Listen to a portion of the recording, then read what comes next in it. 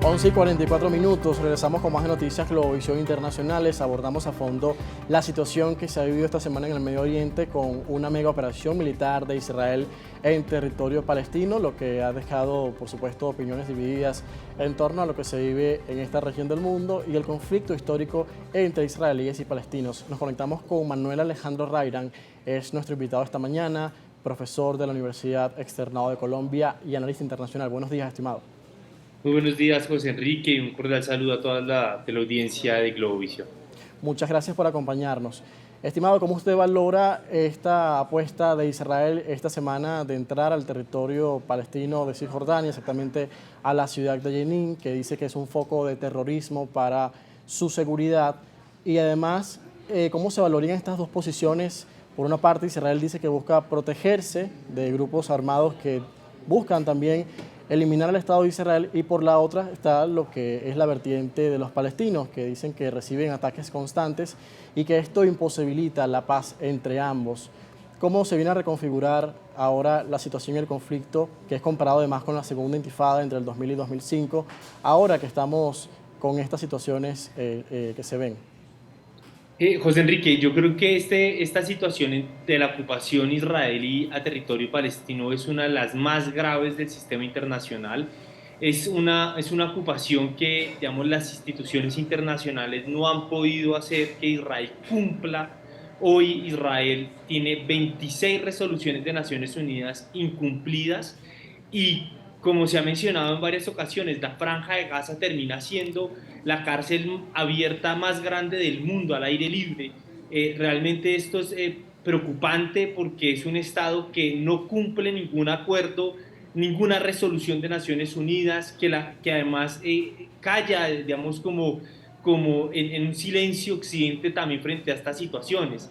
Israel, como usted bien lo menciona, dice que aquí está defendiendo el Estado israelí, pero más allá de eso, pues digamos que uno no puede comparar. Palestina no tiene ejército, Palestina no tiene, digamos, blindados, helicópteros, fusiles de asalto. Es decir, Palestina, uno no puede equiparar. Hoy esa parte de Cisjordania y la Franja de Gaza está rodeada por ejército israelí. Digamos que uno no puede equiparar. Israel tiene el Mossad, uno de los servicios de inteligencia más eficientes del mundo.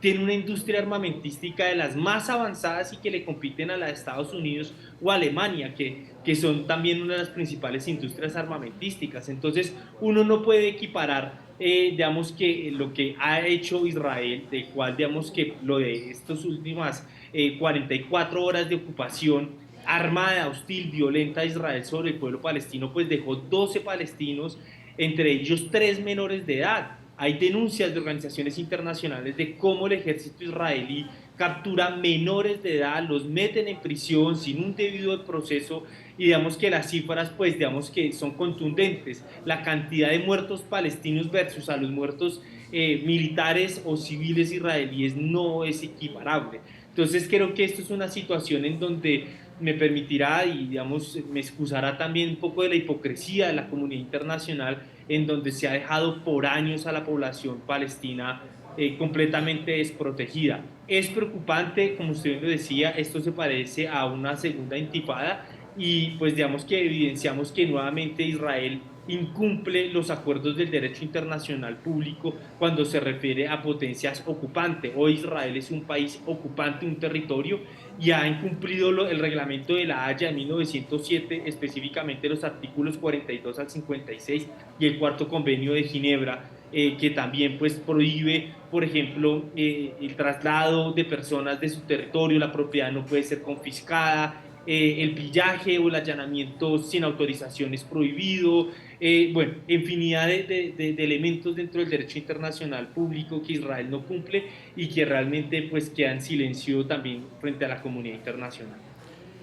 Ahora, usted da por hecho que esto aleja a ambos bandos definitivamente de la paz, a pesar de los intentos que ha habido en los últimos años, aunque han fracasado, pero en algunas oportunidades ambos bandos han dicho que es importante sentarse a negociar, y para eso varios países árabes, en el caso de Egipto en particular, han mediado para que se dé una paz.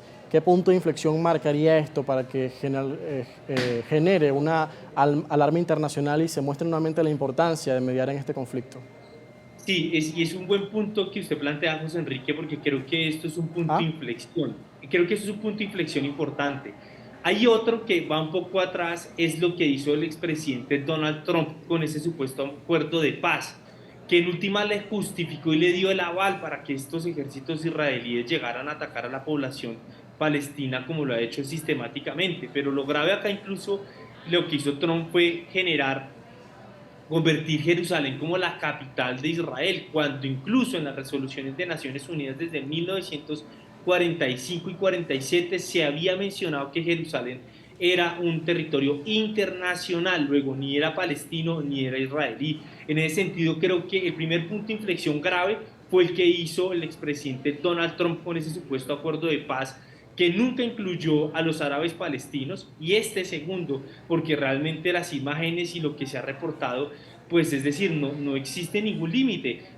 Cogieron y desde helicópteros bombardearon un campo de refugiados. Esto pues no tiene ningún límite dentro del derecho internacional público ni de los convenios de Ginebra. Entonces, sin duda alguna, creo que agrieta más este conflicto identitario que, hay que decirlo, también es cierto, incluso dentro del pueblo israelí hay personas y hay grandes sectores de la población que se oponen al sionismo, que es la política. Digamos que aquí hay que hacer claridad.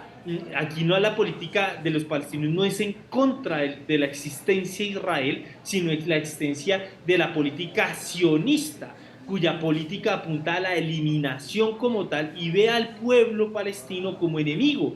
Eso incluso lo dijo ayer el ministro de Defensa israelí cuando dijo que ya habían, digamos que, atajado a los enemigos de Palestina, ¿no? Al pueblo enemigo palestino. Digamos que eso pues realmente no entra en las lógicas, y que yo creo que también en términos estructurales del sistema dificulta un acuerdo de paz en la medida pues que Estados Unidos claramente respalda a Israel y pues quiere ser también el interlocutor o veedor entre ambas partes.